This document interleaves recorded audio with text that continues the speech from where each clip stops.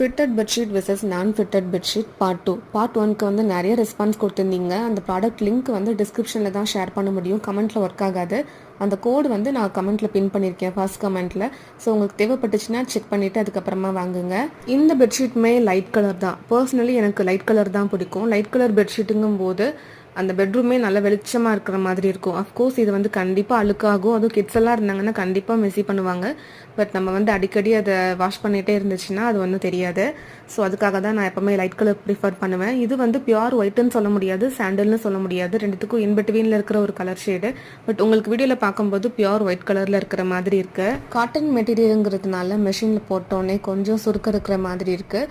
So நீங்கள் உங்கள் பெட்டுக்கு யூஸ் பண்ணுறதுக்கு முன்னாடி சைஸ் எல்லாமே கரெக்டாக ரிசீவ் ஆயிருக்கா செக் பண்ணிவிட்டு, குவாலிட்டி எல்லாமே செக் பண்ணிவிட்டு அதுக்கப்புறம் வாஷ் பண்ணிவிட்டு அந்த ப்ராடக்டை யூஸ் பண்ணுறது ரொம்ப நல்லது. ஏன்னா நிறைய பேர் கை மாறி மாறி வந்திருக்கும். ஸோ அதனால் வாஷ் பண்ணிகிட்டே யூஸ் பண்ணுங்கள்.